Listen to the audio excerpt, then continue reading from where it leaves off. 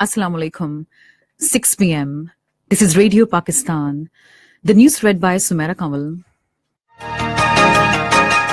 First, the headlines. Prime Minister says the government is making concrete effort to strengthen country's economy through putting in place business-friendly policy regime. The Senate was informed today that energy projects with a total capacity of over 17,000 megawatts will be taken up under China-Pakistan Economic Corridor. Foreign Office spokesman says experts from Pakistan have contributed to the work of the IAEA in the fields of nuclear safety. In occupied Kashmir, the Joint Resistance Leadership has reiterated its pledge to take forward the mission of Kashmiri martyrs to its logical conclusion. Turkey has warned that pro-Syrian government forces entering the northwest Afrin region to support Kurdish militia will face serious consequences. Japan defeated Pakistan by 3-2 in the final of winning the three-nation hockey tournament at Muscat today.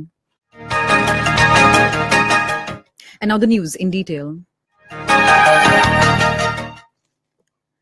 Prime Minister Shahid Khaqan Abbasi says China-Pakistan Economic Corridor provides easiest connectivity to the entire region and generates huge economic and job opportunities for the people of the country. He was talking to a delegation of prestigious educational institution in Islamabad today. The Prime Minister said the government is making concrete effort to strengthen country's economy through putting in place a business-friendly policy regime and attracting a greater investment in various sectors.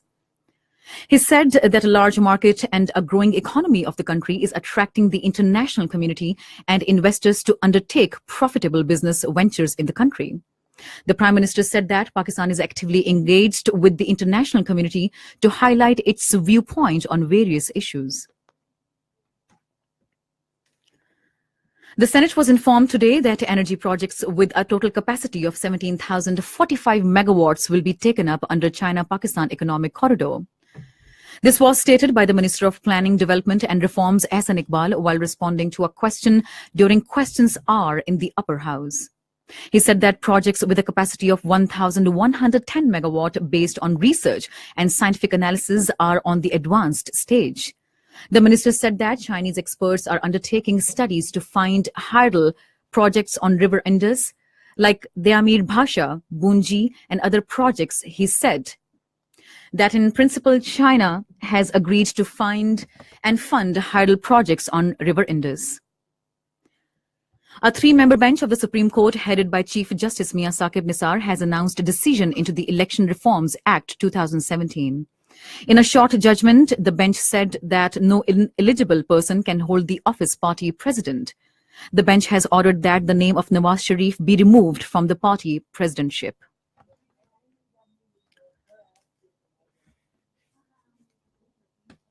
Pakistan has assured the International Atomic Energy Agency that it is voluntarily implementing the guideline and code of conduct on the import and export of radioactive sources.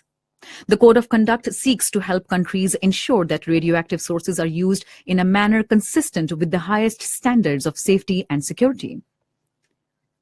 Foreign Office spokesperson Dr. Mohammad Faisal, in a statement today, said Pakistan has been voluntarily implementing the Code of Conduct since 2005 and has put in place all the necessary arrangements and systems consistent with the recommendations of the Code.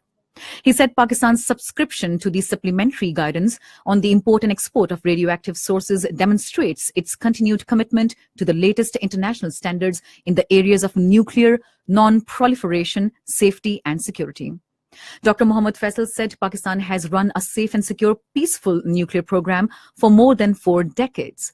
Over the years, experts from Pakistan have also contributed to the work of IAEA in the fields of nuclear safety and security. Foreign Minister Khwaja Asif has said there is no consensus between Pakistan and Russia on regional and international issues, particularly Afghanistan. In a tweet, he said that he had a very fruitful meeting with his Russian counterpart, Sergei Lavrov. He said matters pertaining to need for close cooperation on countering terrorism, drug trafficking, promoting trade and defense relations were discussed in the meeting. Earlier, at their meeting in Moscow, both the foreign ministers agreed to further intensify efforts to deepen cooperation in all areas of mutual interest, including trade, energy, defense, education, science and technology, and people-to-people contacts. The two countries reiterated that there is no military solution to the Afghan conflict and a negotiated settlement through an Afghan-led and Afghan-owned peace process is the only viable option for lasting peace in Afghanistan. Foreign Minister Khwaja Mohammad Asif says the member states of Financial Action Task Force have not reached consensus on the US-sponsored motion to place Pakistan on the terrorist financing watch list. In a tweet message, he said that FATF meeting held in Paris deferred voting for the motion for 3 months and asked Asia-Pacific Group for another report to be considered in June. The foreign minister said Pakistan's efforts have paid in this regard. International Mother Language Day is being marked today. It aimed to promote awareness of linguistic multilingualism and cultural diversity. This is Radio Pakistan.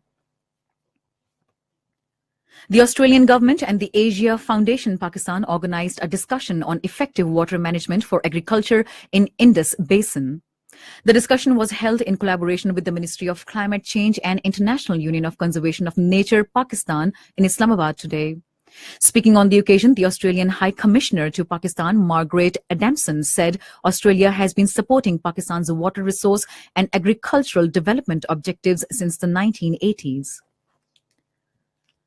United Nations Resident Coordinator Neil Booney has said that human rights and development have a close link with each other. He was addressing the concluding ceremony of the first 3-day International Human Rights Conference titled Owning Human Rights for a Better World in Islamabad today. On the occasion, Senior Regional Human Rights Advisor for the United Nations Development Group, Heek Lefson, said Pakistan has made tremendous development during the last few years. In occupied Kashmir, the Joint Resistance Leadership has said that Kashmir Liberation Movement is a people's movement and the oppressive measures by the authorities cannot deter them from pursuing the path to freedom. According to Kashmir Media Service, the resistance leadership comprising Sayyid Ali Gilani, Mirwais Umar Farooq and Muhammad Yasin Malik in a joint statement issued in Srinagar today reiterated its pledge to take forward the mission of Kashmiri martyrs to its logical conclusion. They said that after a series of false and concocted reports by some biased Indian news channels, dozens of innocent political detainees have been shifted from Srinagar to the jails outside of the valley. Turkey has warned that pro-Syrian government forces entering the northwest Afrin region to support a Kurdish militia will face serious consequences and they will be targeted. A spokesman of Turkish president said today that a convoy of some 50 vehicles carrying pro-government forces tried to enter Afrin in Syria yesterday but retreated after artillery fire by Turkish forces. In Syria, the Russian Reconciliation Center has come under massive shelling by illegal armed groups operating in East Ghouta, causing significant infrastructure damage and casualties among civilians. The center was set up in 2016 as a peace monitoring and humanitarian organization jointly run by Russia and Turkey. In Libya, 3 troops loyal to East Libya-based military commander Khalifa Haftar were killed in an explosion in central parts of the country. No group has claimed responsibility for the attack so far.